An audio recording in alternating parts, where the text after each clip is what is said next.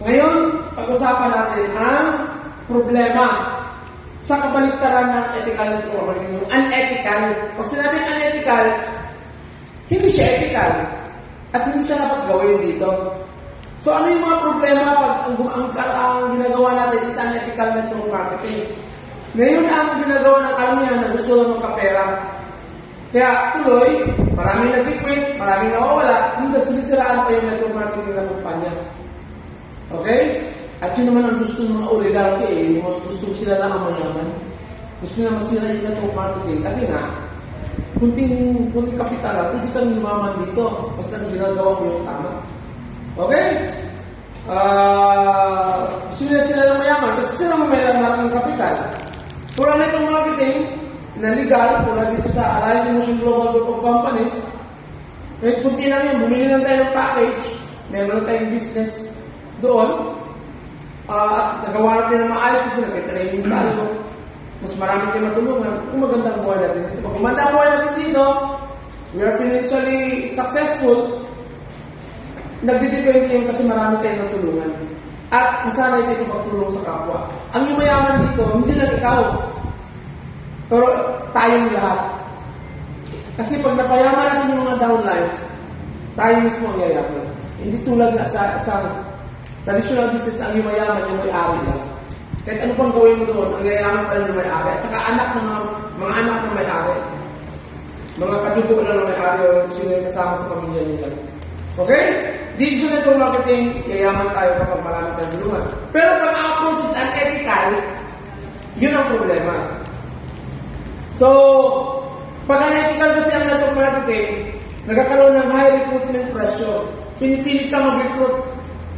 Pinipwersa ka mag-recruit para kumita sila. Okay? Next, cult-like culture.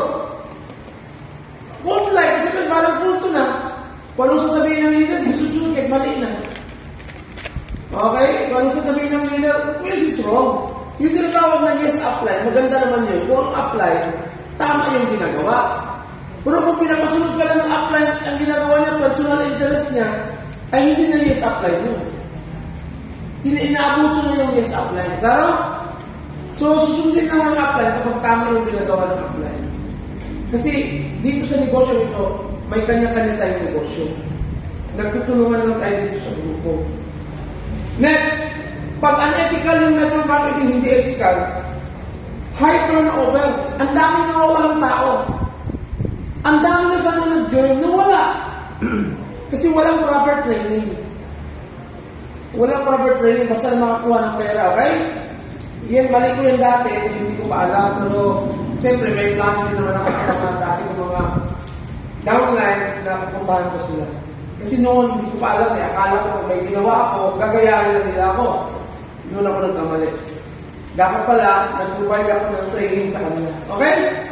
Dapat pala pinili ko yung mga tao na willing mag-training. Hindi yung para lang bumili lang ng package. Doon ako medyo may mali. Pero, ang mali ko lang naman akala ko susundin nila ako. Gagayahin nila ako. In fact, ang kulang ko doon, hindi ako nag-provide ng system and tools. Hindi ko kasi nag-provide sa kanila. Kaya, hindi ko man alam naman. Ngayon, alam ko na, kaya gumagawa tayo ng tools. Gumagawa tayo ng system. Kaya maganda yung mga bagong pasok, may system and tools tayo. Next, exploitative recruitment and inventory practices. In-exploit, pinipilit, whatever, okay? So yun ang nangyayari sa pinatawag ng unethical network marketing. Forced product purchases, focus on recruitment over sales, nag-focus na sa recruitment, para magkaroon ng pera bonus, tapos pabayaan na yung tao. Then exploiting personal relationships, pinipilit na talaga. Kaya nagkakaroon tuloy ng problema. Then, deceptive product claims. Sinasabi na ito yung gamit, hindi naman totoo. Kaya nga dapat alam natin ang bawat produkto eh. Alam natin ang gamit ito sa katawan eh, kung para saan. Kaya marami kayong products, diba? Dapat pinaalam natin. Then, sa pilitan na pagbibilihin ka, which is wrong. Then, unrealistic expectations for the fruit. Sasabihin ka, nakikita ka malaki dito. Hindi naman tinuturo ang paraan paano ka kumita ng malaki. Sabi-sabi na, para naman kung business bumili. Diba? Which is wrong. Next, exaggerated earnings. Sinasabi ko na yun. Sinasabi ko, ito, hindi ka na makalaki dito, pero hindi alam kung paano. Pinakitaan ko pa ng kotse. Pinakitaan ko pa ng malaking income. Pero paano nila nakuha yun? Hindi naman in-explain. Na dapat pala may personal development, o di ba? Dapat pala dadaan sa mga tutulungan mo sa sarili mo, di ba? Okay. So dapat mabago yung tinatawag na kuha natin. Mindset.